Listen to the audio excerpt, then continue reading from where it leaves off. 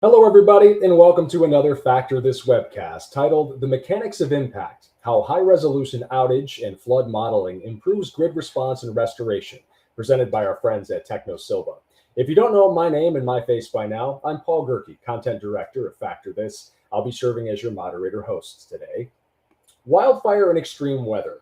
We hear about them a lot in the news right now and how they're placing growing pressure on electric utilities, and not only in historically high risk regions, but across service territories that are now facing more frequent storms, extreme temperatures, high wind events, flooding, compounding hazards.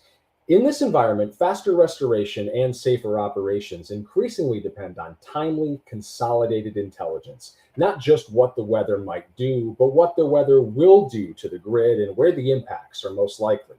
In this webinar, Technosylva will explain how high-resolution outage and flood modeling can now be used to anticipate grid impacts days in advance. This session will dive into the mechanics behind this approach and demonstrate how detailed weather modeling is translated into actionable surgical intelligence for emergency operations, capital planning, and risk assessment. The discussion will dive into how utilities are moving beyond typical weather forecasts and using AI-driven analytics to identify where the grid is most vulnerable and to inform both near-term operational actions like crew staging and resource mobilization, as well as long-term planning decisions. The goal at the end of the next hour is to give each and every one of you a clearer mental model for just how these analytics work and how they can be applied to reduce restoration time and cost and improve customer outcomes during extreme weather. A few started. Firstly, this presentation is both live and interaction. That means if you've got a question, feel free to type it. Just ask anytime by clicking on the question box and putting your question in the chat feature. You can also use that if you experience any technical difficulties for our team to find out about them and see what we can do about a fix. We also recommend that you shut down any other applications you might have open at this time, both so you can fully concentrate on the discussion you're about to hear, as well as to improve your machine's performance. For your convenience, this presentation will be available on demand following the live event. We'll send out an email message to the email you used to register for this webinar with a link to our archive once it's been uploaded, and you could also find it posted on the webcast section at factorthis.com.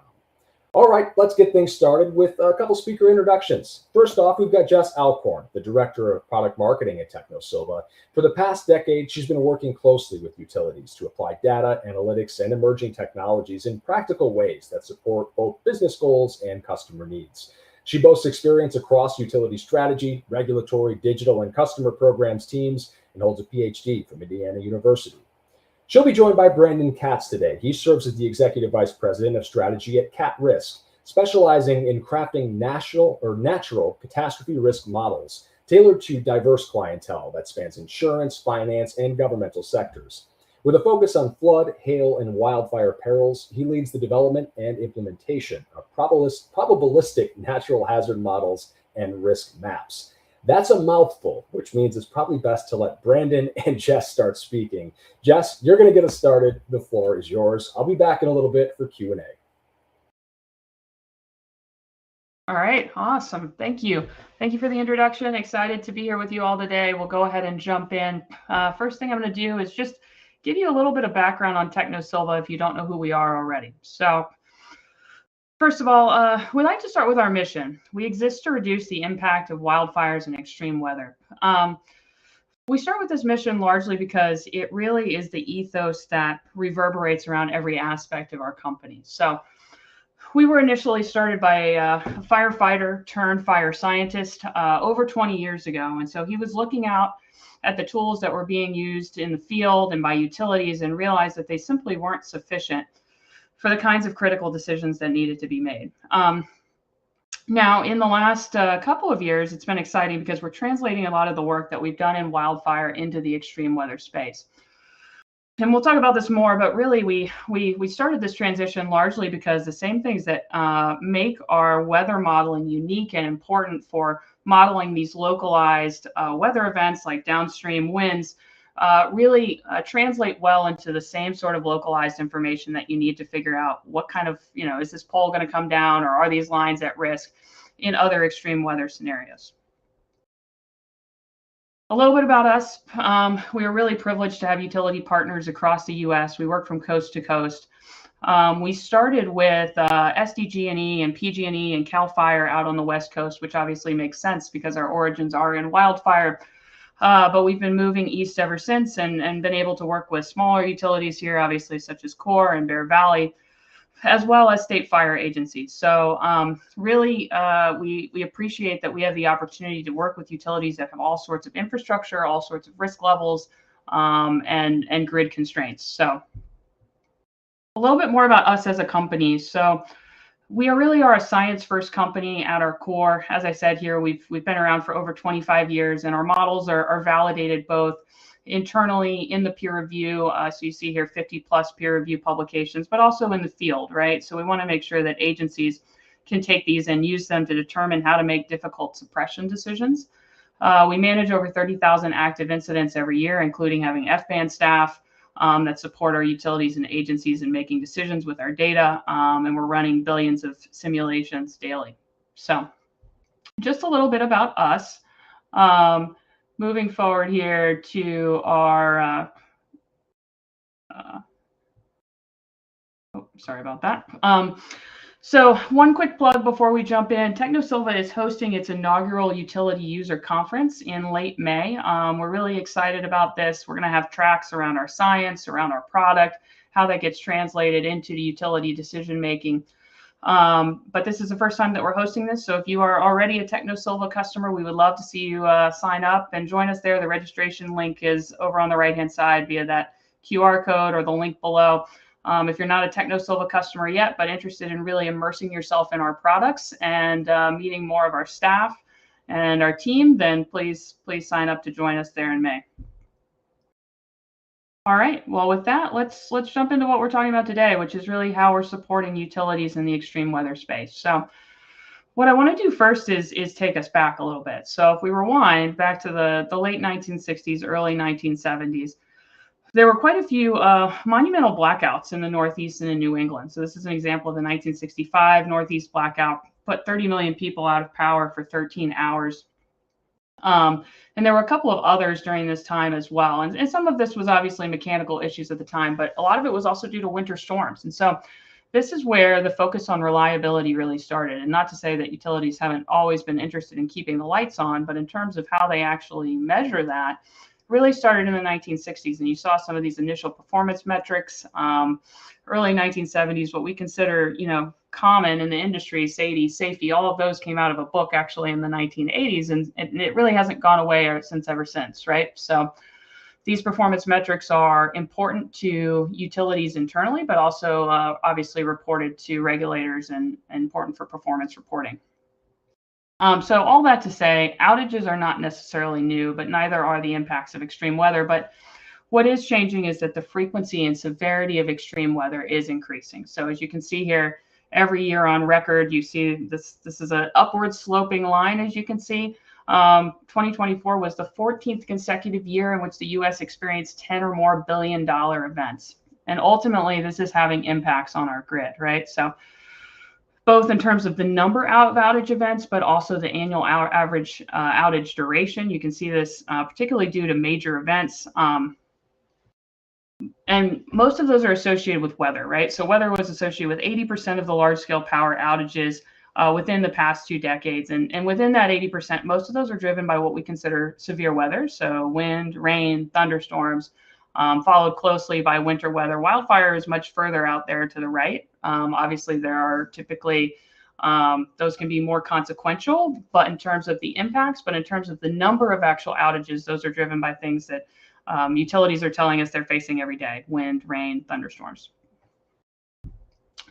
Ultimately, this is impacting utilities in terms of their cost recovery. So our events are getting more expensive. So Hurricane Beryl resulted in over $1 billion in damages. Hurricane Helene that came through just last year impacted a couple different southeastern utilities, and they filed for recovery of over $3 billion. So both these catastrophic massive events, but also these compounding events. So this is an example here of 9 different storms in the Northeast, impacted over 51% of the customer base over 2 years, resulting in over $230 million. So This is resulting in commissions starting to ask, what are you doing about it? When you have these compounding events that are becoming more frequent, how are you starting to predict these things and take action to minimize these storm recovery costs? Because ultimately that's translating into rates. So no, I think no utility is really escaping this. Since 2024, average residential rates have increased in all but 3 states. Affordability challenges are increasing. Obviously, you can see the slope of this line is going up for all of these different customer classes, but this is particularly true for residential customers. So what are utilities doing about this? And really the answer is they're doing a lot of different things, right? So they're looking at weather forecasts, usually multiple of them. There's a lot of variation, right? So a lot of utilities, maybe some of them have had a meteorologist on staff for 20 years. Some rather large utilities have hired their first meteorologist within the past year. Some of them are contracting this kind of work out, but inherently all of them are looking at the weather forecast. They're also installing weather stations. Technosylva actually has Atmospheric Data Services is a company that is a part of the Technosylva umbrella. As of a couple of years ago, we actually do machine learning correction for some utilities on their weather stations. And they're using in-house models. So they may be using things like pole damage models, restoration time calculations. So it's across the board, but one of the things that we're seeing as a theme is that utilities are becoming more and more proactive. So even a couple years ago, we were seeing that maybe only 20%, according to a T&D World survey, were looking at predictive analytics. But if you look now, most utilities are looking to take a more proactive versus reactive posture in terms of their preparedness for extreme weather. So what does all of this look like as an event is coming in? And so what's wrong with this picture? This is from our in-staff meteorology team. And they've told me when events coming in, these are all the things I'm looking at, right? I'm looking at windy, I'm looking at pivotal, I'm looking at our own sort of, using some of our own tools. And this is what utilities are dealing with too, right? It's a little bit of the swivel chair where they're looking at all of these different information sources and trying to figure out how to translate these into what should I do about them. And this is not necessarily an argument for utilities will always be looking at multiple different data sources, right? They want to be conservative. They want to be cross-checking against different things. But sometimes it's difficult to take the volume of this amount of information and translate it into something that's actionable. So this is a little bit of some insight into how we're starting to translate these forecasts into grid impacts. And so I'm going to talk a little bit about what's under the hood with our weather forecast.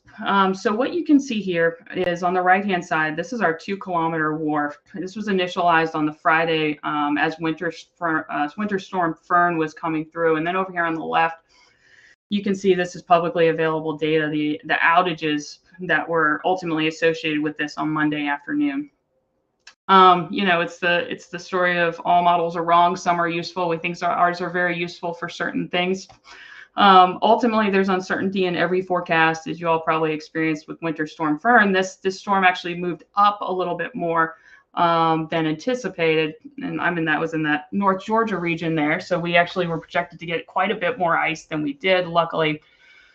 But one of the things that's important with translating forecasts to grid impacts is identifying what's truly extreme, right? So understanding the grid is built to withstand things that are, 50th, 60th percentile events in most cases. But if you get into these 98th, 99% extremely rare events, they're not really built for that. And that's really what you saw with Winter Storm Fern. So you see this pink area on the graph.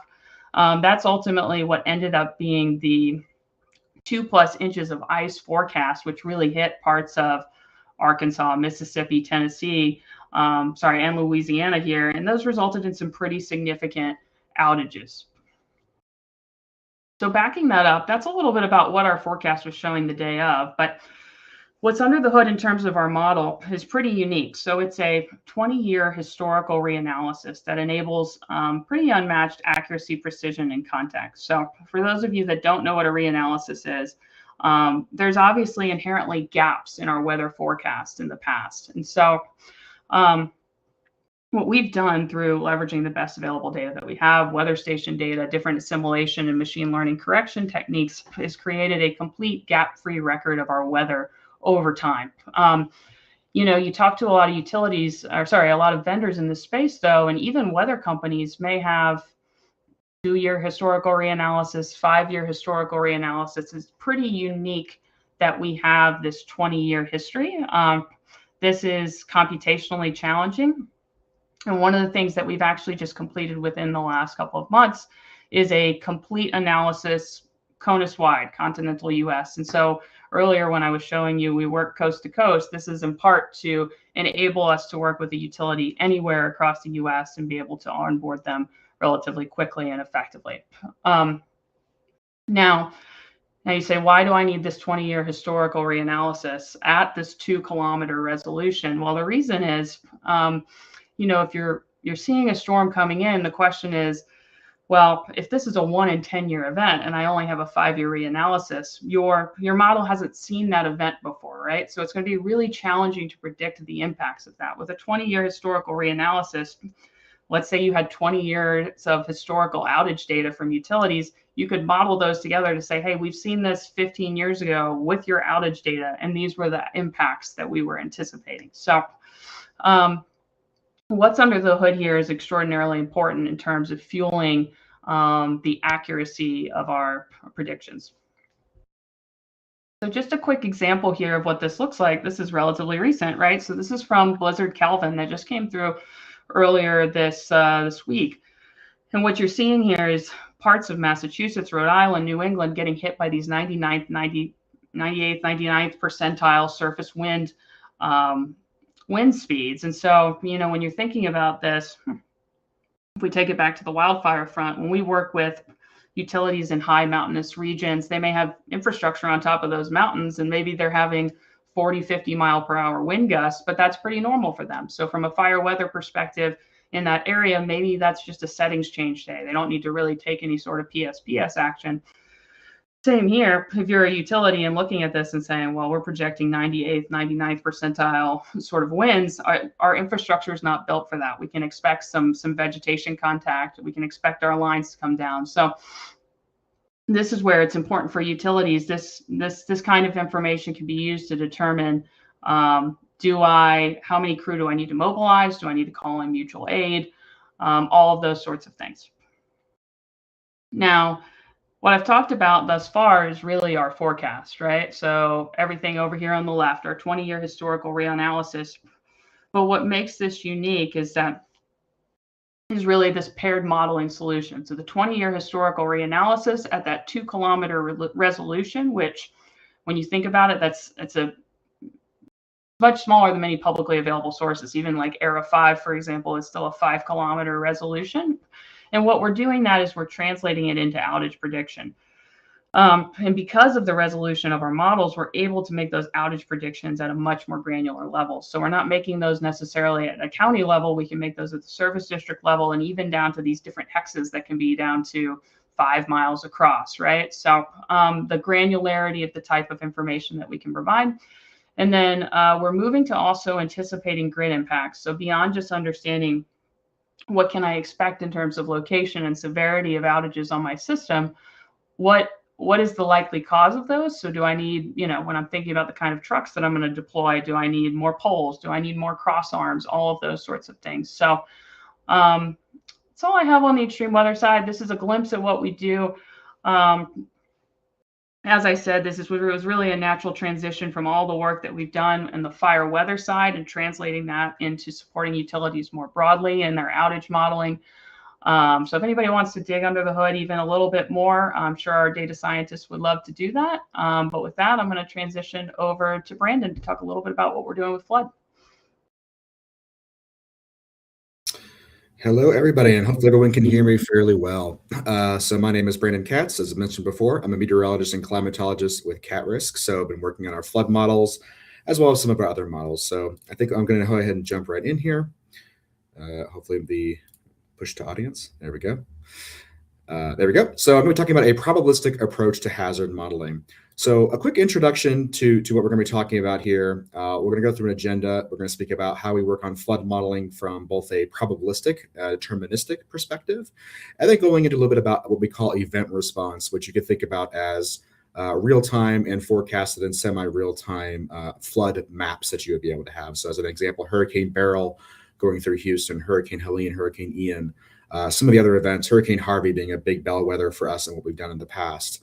But what I really want to start with is explaining a little bit about how we approach flood modeling as an organization within the financial modeling and within the insurance fields. So KatRisk has been around for about 11, 12 years now. We've partnered in our sister company now, Technosylva. We've been working now with Technosylva for about 2 or 3 years.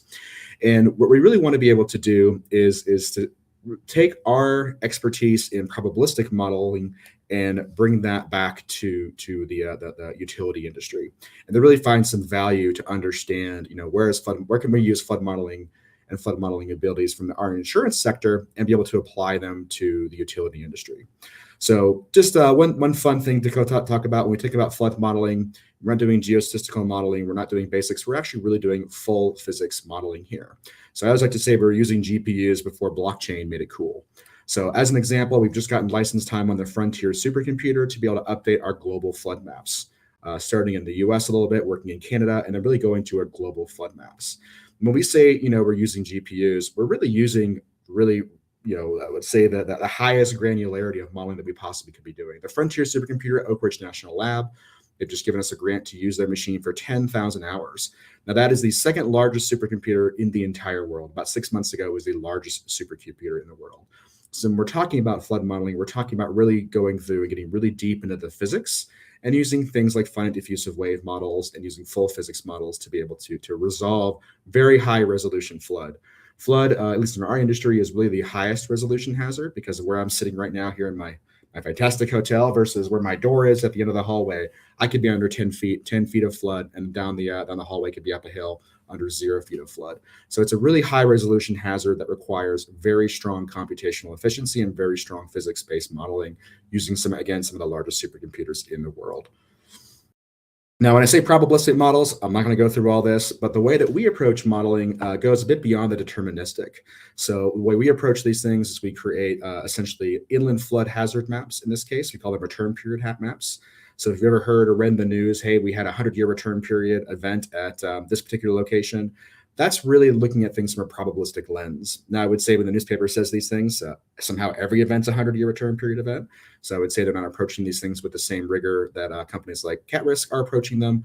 But the way that we think about this is we want to model every single possible event that could occur under the current climate. So when we think about that, which we're doing, we're feeding our data as input, our 50,000 years of daily temperature and precipitation simulations. So we're saying for the next 5 years, it's actually 10,000 variations in the next 5 years. What's every possible event that could occur in this area? Because we want our insurance customers, and now I believe our utility-based customers, to be able to plan for every event that could occur under the current climate. That's really, if you've ever bought a home and you've gotten your insurance premium for wind and hail, these are the models that they're using to set those standards. They're using KatRisk. They're using some of our other competitors like Moody's. But in the flood space, KatRisk has been pretty dominant for the last handful of years. So if you've heard of anything like in terms of risk rating 2.0 and how the National Flood Insurance Program through the Department of Homeland Security and FEMA are doing all of their premium underwriting, that's actually powered by the KatRisk model. So we're the ones behind what your flood premiums are from the insurance perspective in the United States and abroad, not just for flood, also for other perils, but this conversation will be primarily around flood. So again, we take a probabilistic approach, and then we also do things like computing the losses for those given locations. We take into account things like defenses. Are there dams? Are there levees? We take into account, is the building a 1-story? Is it a 2-story? Is there a basement? Is it made out of wood? Is it made out of steel? For windstorm, how is the roof anchored, as an example? What kind of roof tiles are there? All these things go into basically translating for, to give an event, what is the actual loss of an event for an individual latitude, longitude, location. So that's really where probabilistic models are. And the probabilistic models have 2 primary outputs, I would say. You have something called average annual loss, which is what's the mean loss you'd have in a given year, and what are called exceedance probability curves. And again, those are that saying that what's that 1 in 100 year return period loss? What's that 1 in 50,000 year return period loss?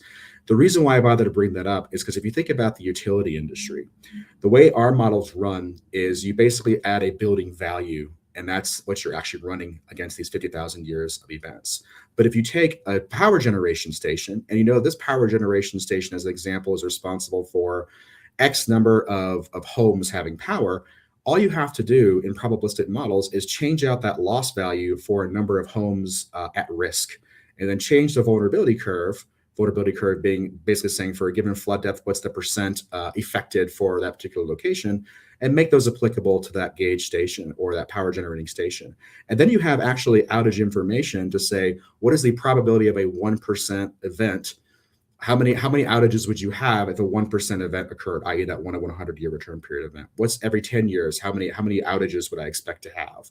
So these models that work in the financial industry are directly applicable to working in the utility industry for long-term and medium-term planning. So that's just a very quick, I would say, introduction to probabilistic models and how we think the financial industry's models are directly applicable within the utility industry for a planning perspective. Just to give you a general idea, because I always like to take a break and show pretty pictures, these are looking as an example at our 1 in 100 year return period flood maps in 4 different locations: Allentown, PA, close to where I went to college; Boulder, Colorado, where I happen to be sitting right now; Austin, Texas, where I live; and Nashville, Tennessee, where I used to live a long time ago. So I like to show the areas that I used to be. But the reason why I want to show these images is because, again, it's to mention that these are very granular flood maps, taking into account both what's called the pluvial and the fluvial form of flooding. Fluvial being river overtopping, so basically the river swells and floods. Pluvial being sort of that flash flood type of flooding. We usually think of pluvial as how does it flood on the way to the rivers, and then fluvial is how does it flood once it fills the rivers. So this is just giving you that idea. These are very granular flood maps. We have them at 10 meter resolution within the United States, which is about 30 feet by 30 feet.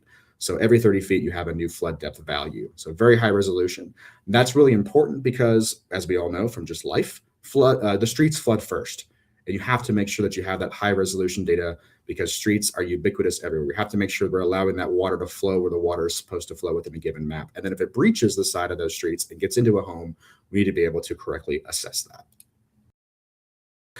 Moving on, this is just giving a quick example of how our models also taking into account things like climate change. So when we're doing tropical cyclone surge modeling is what we're seeing here.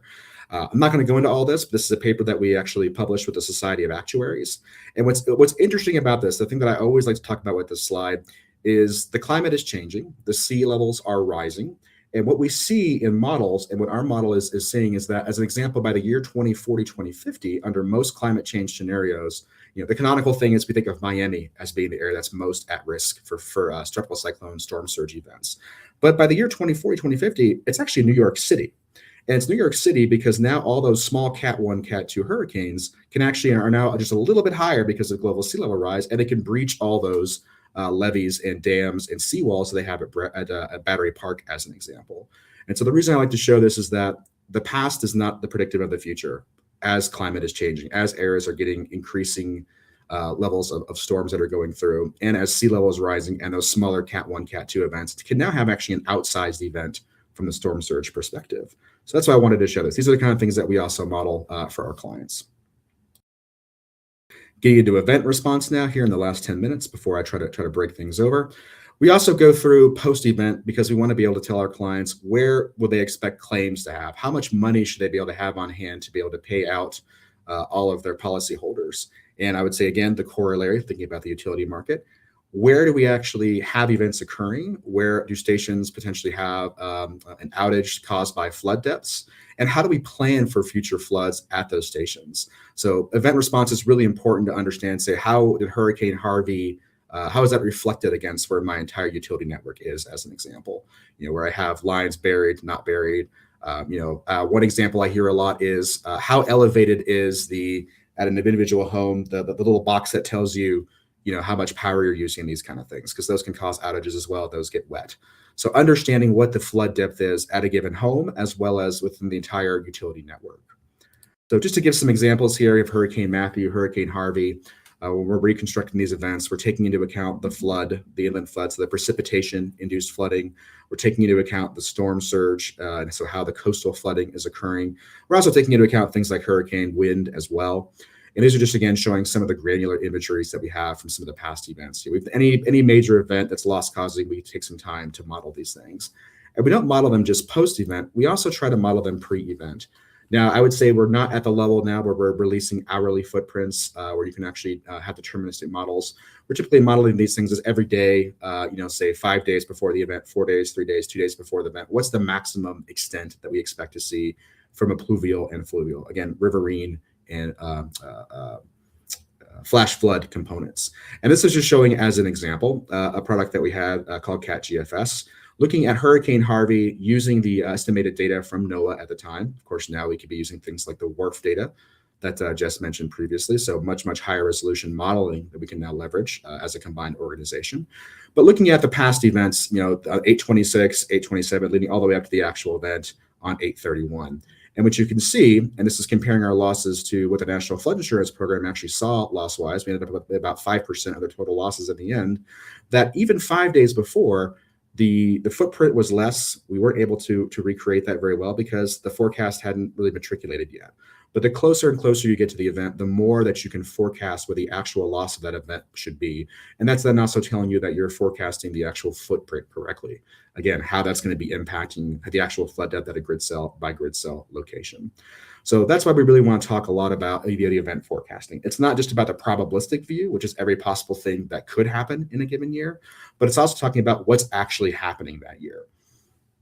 One additional thing to mention before we move on to the next slide is we're also taking into account things like climate trends. And when I say climate trends, what do I mean? I mean things like El Nino, La Nina. So we all hear about that. I live in Austin, Texas. I know that La Nina means it's going to be less moist where I live and drier and a little bit warmer. Other areas see a lot more precipitation.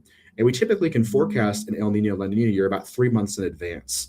And what that typically then can tell you as a utility is where do I need to really add sandbags? Where do I need to start putting equipment, as an example? You'll see that in the use cases next. So it's not just saying that for any given year, this is how I should be preparing my grid, but you can also get some intelligence on, hey, in the next year, the next 3, in the next 4 months, what are the climate trends saying, and where are those risks going to be greater or less due to flood, tropical cyclone wind, surge, etc. Let's just give you guys a brief view again into probabilistic and the forecasting. What are some use cases that we see looking at utilities as well as going beyond the utility areas? So these are some use cases we actually have demoed with one of our joint clients from Technosylva and KatRisk, and they found an enormous amount of usage. So just to give a couple ideas of how the utilities are using some of these data. And again, these are actual maps that I could bring up a UI, we could show you these within a few minutes. So we have this for every single location in the United States. It doesn't matter whether it's north, south, east, or west. If you say it's in the United States, these maps have already been created. And these are the 10 meter by 10 meter, 100-year return period flood maps within the Houston area as an example. So what some of our clients are looking at is using this to decide, how am I going to respond to an event? If I'm going to drive from point A to point B, as we all know from Houston has a lot of buried and very low area freeways. This tells us some of the areas before an event that might get flooded out. So we can plan some of how we're going to get from point A to point B if we need to respond to an outage as an example during an event. So I think there's some route planning and response and being ready for road obstructions. We also do a lot around resilience and hardening prioritization. So this is an example of an example client, sort of a semi-fictitious client in the Houston area. And we're looking at all of these gauge stations and what is their 1 in 100-year return period surge flood depth as an example. And in an area that's seeing a really, really high flood depth, you can look at this at the 10-year as an example, so where the areas they're going to see the most frequent floods. You can look at this and really see what are the areas that are most affected and at the highest frequency. And if you want to add flood walls, if you want to build seawalls, this is a way to be able to prioritize where you want to spend your minutes and what do you want to do, this one first, this one second, this one third. It also tells you a lot of information about how to do that. So if you want to be able to tell your regulator, or you want to be able to tell, let's say we have the CROs that are actually the ones, just from an insurance perspective, as an example. If you guys are having your insurance premiums, we work with a lot of the specialty insurers that insure the utilities, as an example. And you want to say, I've actually hardened my grid to the 100-year return period. This also tells you what elevation to make those flood walls, as an example. So it tells you the prioritization, but it also tells you the how. and how you should be approaching the hardening of your grid. And you could have the same image. Right now you're seeing this for surge because we know a lot of the issues there with once you get salt intrusion into an area that can really mess up your equipment. So I'm showing surge here, but you could have the exact same image for inland flood as an example. Again, at the 100-year return period here, or you could look at the 10-year return period, which tells you those most frequent of floods, again, to help you prioritize and decide how to build. Let's say you're also thinking about where do I want to put equipment, or where do I actually maybe want to build a station so that it's not actually at risk at all anyway. Here's an area I just found, an open field. Let's say that the utility was trying to decide this open field, I want to buy this property, and either I want to use it to stage sandbags or stage generation equipment, or maybe I actually just want to build a substation here. You can look at these flood maps. Again, they already exist for every single grid cell in the continental United States and Hawaii. You can look at these maps to decide, is this actually a good place to be able to put this station? We're already working as an example with 2 companies that do due diligence for data centers as an example. And they're using models like KatRisk's flood models to decide, hey, should I put this data center here? Because if it's going to be at risk to flood, that's a lot of money. That asset's very important to that utility or that data center provider. And you want to be able to use these kind of maps to be able to determine site selection. Thinking a little bit more about model validation. So one might say, well, why should I believe you? So we spent a lot of time in model validation in our 11, 12-year history. Done a lot of comparison to FEMA. One thing I hear a lot is that within the insurance industry, as well as with the utility industry, for a very long time, for flood risk, they've been looking at the FEMA flood zones, and that's the A zones and the V zones. All those are the 100-year return period pluvial, and a 100-year return period surge risk maps, as an example. And what you see here is that we're doing a pretty good job on the right of actually coloring within the line. So our 100-year return period flood depths should match fairly well the FEMA zones. But what's actually more interesting is where we're coloring outside of the lines. And you might say, well, does that mean that your model's not validating? That's actually a feature, not a bug. Because one of the things you'll see outside of Florida and Louisiana, most FEMA flood zones only cover the fluvial risk. There's no concept of the flash flood risk. They're missing that pluvial flash flood risk. And that's actually the reason why we work with FEMA directly, and they use our model. Because FEMA doesn't want to use FEMA flood zones anymore, as an example. They use our models for the rating, but it takes an act of Congress to change their actual usage of the mandatory purchase requirement of the FEMA flood zones. I know this because I talk to these people almost on a daily basis. We also know that some of these FEMA flood zones are from the 1970s. There's a few areas in San Francisco, as an example, I've seen that have been updated since 1978. So these maps have been created over a very long period of time. If you're outside of an area like Florida and Louisiana, it might not have been updated in a heck of a long time, and the data must have improved since that time. Excuse me. And so when I say, it's good that we validate against FEMA, we really want to make sure that we're coloring outside those lines because we're not capturing some of those smaller tributaries. We're not capturing in FEMA zones those pluvial risk, and the KatRisk flood maps are. So it's very important to realize the limitations of FEMA and the enhancements that can be made by using a company like the combined Technosylva KatRisk group. So those flood maps are really interesting, and we want to make sure that we're communicating that FEMA is important and FEMA is good, and they've done a lot of things, but even FEMA is ready to move beyond the old FEMA flood maps. Just a few examples. So you might say, well, how does that work? So I decided to look in Louisiana and Florida, since I mentioned they do have a lot of that pluvial and fluvial components. So you can see how we compare from a validation standpoint. So just a couple examples, just going back and forth. So you can see here's the FEMA zones. Again, A zones are the 100-year flood zones. X zones are actually the 500-year return period flood zones, depending on whether shaded or unshaded. So just kind of going back and forth here, you can just kind of see our KatRisk 100-year flood zone looking at pluvial and fluvial in this area around Baton Rouge, going back and forth. Now going down to other areas around Baton Rouge, going back and forth. This is the New Orleans area as an example, going back and forth. And you can see even here, there's a lot of areas that are coloring outside of the lines. What are the other advantages of a CAT model that I haven't mentioned, just since I see I have an additional 5 minutes here, and I love to talk a bit too much, I think, is that it doesn't really care where structures have existed in the past. The whole reason that CAT models exist in the first place is because places like Atlanta, as an example, have grown tremendously over the last 50 years. And so that's another example of where the past doesn't actually represent the future. There was never a community in area X or area Y. And a CAT model doesn't care where things used to be. It only cares where it's modeling. And again, we model every single grid cell in the United States.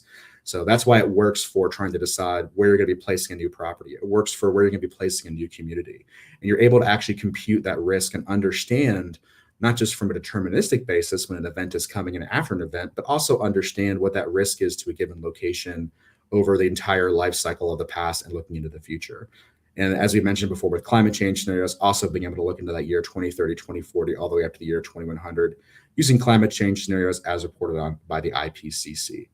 So these CAT models, they're available in the United States, in Canada, Europe, Australia, globally, and the probabilistic models also exist pretty much globally.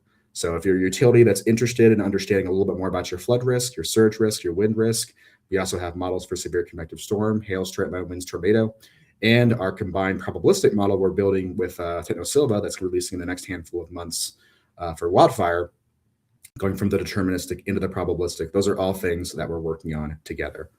So with that, so we have about 20 minutes left, and hopefully we can do some questions, and I will turn it over to Paul. Thank you very much. Great to be back. We've got some Q&A lined up. If you want to get a question in for one of our speakers, you've got, 15 minutes or so to do so. Feel free to just click the question mark button on the left side of your screen, and you can put your question in. I'd like to jump right in if we can. I want to know a little more about the historical reanalysis. How does that compare to publicly available data that we have access to right now? Yeah, I can take that one, Paul. So we're running a WRF model. WRF is an open source numerical weather prediction model, state of the art, but what's unique is the way that we're actually implementing and optimizing that. So a lot of what you see in publicly available data, that ERA 5 that I mentioned covers 30-kilometer grid. So when you're predicting, you could think about, I'm predicting for almost a whole town versus a neighborhood, right? So it's the granularity, it's the depth, and we've also really adapted this to, it'd almost be if you ran ERA 5 as your like prediction data set and then predicted on a more granular data set. It's like an apples to oranges sort of thing. So you really need both of those to match if you're trying to predict for these high resolution sort of phenomenon. Another question from the audience here, and this is about how utilities could use all this data to change the way that they're operating. What actions could utilities take differently based on percentile information? Yeah, so I think it comes down to one of the largest drivers of cost and restoration times, which is how utilities are often assessed, is mobilization levels, right? So some of that's calling in mutual aid, some of that's keeping your staff on a little longer for overtime. So as you're looking at the forecast coming in, there may be opportunities to say, this is not potentially going to be as bad as we think, so we can let some of these resources go and they can help utilities in other areas of the country, or I really need to staff up. So, and if you staff up, 3-4 days in advance, that's a very different cost profile than right before an event. So I would say mobilization is one piece, maybe opportunities to take some targeted vegetation management. And then lastly, I would say just communicating both internally with your emergency response stakeholders and the public. Another question about utilities. How could they use flood return period maps to perform new infrastructure siting and better inform what it is that they're working on? Yeah, I think from the KatRisk side, so I'll jump in on this one. It's really some of those images that we showed earlier is you can really determine where is a good place or a bad place. I mean, obviously, if you look at, and you're building in a canyon, that's probably a bad place to be. But what's less obvious is when you're downstream of a lot of a very large area that might be funneling unexpectedly into a particular area. So these flood maps are able to tell you where would your risk profile be high, where would your risk profile be low. So we think that it helps you determine that. So should you buy this site? Should you not buy that site? And then if you do decide to go ahead and have that site, or if it's a site that you already have, it then informs, as I mentioned earlier, what, if you want to build flood walls as an example, how high should you be able to build those flood walls to be able to get that? And the other nice thing I would say is, I always think about this from the CRO perspective as well. The utilities have to pay insurance premiums. And so if the utilities are using the same models to make decisions that are being used to charge them, those premium benefits should actually benefit up the chain. So I think that's another really important use case here when we're thinking about if you're building in that resiliency, you should be able to argue with your broker to be able to get a break on your premium. And some of these are multi-million dollar premiums that people are charging. So talking to your specialty brokers and these kind of things and saying that we're using the same model you're using, we've done this defensive parameters, these are the reasons why we think we should get a premium break. Those are conversations that a tool like this enables you to have to get that value. Any thoughts on that, Jess? Yeah, I have a few thoughts on that as well. I think other ways they could possibly use this is, first of all, obviously many utilities go through an IRP process every 3 to 5 years. So as they're thinking about capital planning and system planning, thinking about your flood risk exposure for these assets that could be out there in the field for 20, 30 years, this could be a really valuable input for communicating potential risk and costs. I'd say the other thing is utilities nationwide are grappling with large load growth. That's going, we're expecting the grid to 5x, 6x in the next decade potentially. So as you're thinking about siting a new data center or large manufacturing facility and all of both the utility and the customer infrastructure associated with that, so both front of the meter, behind the meter, I think that could inform site selection, economic development, those sorts of things. We got some good questions coming into the Q&A. One last reminder that if you'd like to get a question in, please feel free to click the box on the left side and slap something into the Q&A, and we'll get to it if we have time. This one coming from George, who's out there in the audience. George, thanks for the contribution. Does Technosylva utilize a team of statisticians to arrive at this predicted analysis, or is it more of a utilization of AI that's inserted to arrive at Technosylva's analysis? How do you guys get there? Yeah, so great question. So we have a deep bench. So across Technosylva and KatRisk, we have over 50 scientists on staff with postgraduate degrees. Those are not just statisticians, they're fire scientists, statisticians, meteorologists, GIS experts, you name it. So we really rely on a deep bench of experts. That being said, we're an AI first company. Like many of the companies out there, would be crazy not to be considering AI. I didn't mention this in the presentation, but we're actually looking at some AI-enabled weather modeling that we think will increase both the speed of our predictions as well as the number of kind of different scenarios that we can evaluate. So it's a mix of both, but we really need that credibility and knowledge on staff to be able to use AI effectively. It's funny people want to talk about AI today. It's weird. You never hear it come up in conversations with anyone. I tease. We have another question from the audience here. This one from Sandro, and I'd like to hear what both of you have to think about it. We'll start with Jess, and we'll go to Brandon second. This one's a specific question about how these things work. How are the flood predictions affected by ongoing urbanization of an area? Because, you look at a spot, I think of my hometown, for example, it's nothing like the place that I grew up in. I'm sure it's very different to try to build there now.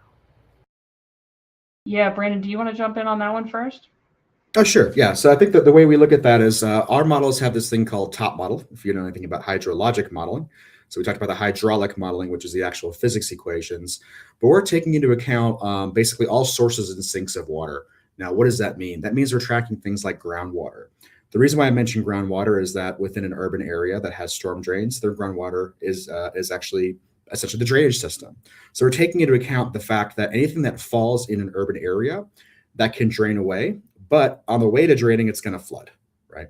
So we're taking into account those frictional effects of the fact that the ground is now asphalt, but we're also taking into account the fact that the storage time of that water is going to be different depending on how long it takes to get to draining out. And the one thing that also brings to mind is we're also thinking about things like compounding floods. I think there was another question that we might have had earlier as well, where it's not just taking into account the urbanization, but it's also taking into account things like snow melt and rain on snow effects. These are really, really important for the big Mississippi flood that we had a number of years as an example. It was a huge rain on snow event. So those are things I think that are also really important to understand is we're not just taking into account that a flood flows over a generic surface. That surface is taken into account. How much groundwater is there? If you have two, as an example, if you have two events that occur that are exactly the same precipitation that occur within a day of each other, that second event is going to be much worse than that first event because the groundwater is filled up. The water has nowhere else to go but over land. And so these models are taking into account those kind of effects. They are taking into account, as an example, if you have a floodwater pulse from the Ohio River hitting into the Mississippi at the same time, those effects are being accounted for within these models. So as an example, spring events are much, much worse in the areas downstream of mountains because of snow melt. So urbanization is taken into account as well as all the other type of land features. We got one more question here from the audience to get to. Last call for anybody that wants to get questions into our speakers today. This one more about how flood modeling works. How does it capture multiple compounding precipitation events? I know you touched on that just a second ago, Brandon, but when we're talking about multiple storms inundating an area at once, I'm sure that can get messy in terms of data collection. Exactly. It matters a lot for how you define events. So there's this wonderful fun thing called the hours clause in insurance that we have to take into account is what is defined as an event, especially for payouts and these things. So we are actually tracking when we create our model. We do have 50,000 years of probabilistic hourly statistics, essentially, that we're using to create, basically aggregating up to a daily maximum. So these compounding things are being taken into account. It's not just that we have a single daily snapshot. The data is actually composed of hourly information that's coming in, both riverine flooding as well as flooding going overland, again, as it floods on the way to the rivers. So those compounding effects, we've already kind of mentioned, the stream flows hitting at the same time. We've already mentioned the snow melt. We've already mentioned those other features, but we are also taking into account the fact that things can change on an hour by hour basis. We're just aggregating that into a daily maximum that then gets aggregated into, say, a multi-day event. So typical hours clauses are called 72 hours clause, which means it's 2, 3, 4 days. Some other companies use larger hours clauses, but essentially we're taking multiple events that can happen within the same multi-day period, and what's the maximum flood depth that you're seeing from those events. So that's how we approach that from a probabilistic standpoint. And then, of course, from a single event deterministic, we're just taking all the rain that falls is the rain goes where the rain wants to go.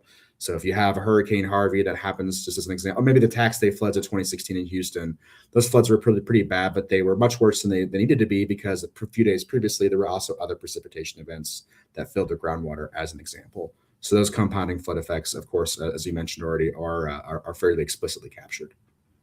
Moving on to another question, ZWEN in the audience would like to know a little more about data trust. In the event that weather data might be compromised or incorrect, how do we trust the data that we're using to create all of these models? And how much of a role does it play in short-term forecasting and event modeling itself? Sure. Maybe it'd be helpful to talk a little bit about our validation approach. We do this on the wildfire side, but we also do it on the extreme weather side. So part of that starts with validating all of our weather models, but also validating our predictions. So looking at not only things like prediction accuracy around like number of outages, but also the ability to make sure that you effectively capture those rare edge cases. So at the end of the day, we have 8 or 10 metrics that we're actually looking at in terms of how we look at accuracy. The other thing is that not all utility data is the same. So as we're training each model, we're making sure that we're optimizing that to each utility's individual data. So, for all of our models and each customer we work with, we produce validation reports. And then obviously, because we've been doing this longer on the wildfire side, we've validated a lot of our models out in the peer-reviewed literature. So having other fire scientists weigh in on, yes, those rate of spread models are accurate, right? Which the weather models often feed into those. So it's sort of a multi-layered approach to validating our models to make sure that you can actually trust those in real time for decision making. Jess, thank you so much. And Brandon, to you as well, and everyone out there in the audience that's made this last 15 minutes an engaging and active discussion. We can continue this conversation on factorthis.com once we get this webinar posted. We are running out of time right now, but just a reminder that everything you saw here today will be archived, and you can find it at factorthis.com. You can also find it in your inbox. We're going to send out an email to everyone who registered with a direct link to where this will live in the archive. And if you see a survey link pop up as you go to close out your webinar chat and you've got an extra 30 seconds, we do appreciate your feedback. Please feel free to share it there. And otherwise, thank you so much for joining us today. We look forward to serving you with more webinars like this in the future. One last thanks to Technosylva, to Jess Alcorn, to Brandon Katz for joining us today, and to each one of you for sticking around and spending some of your Thursday with us. Have a great day, everybody.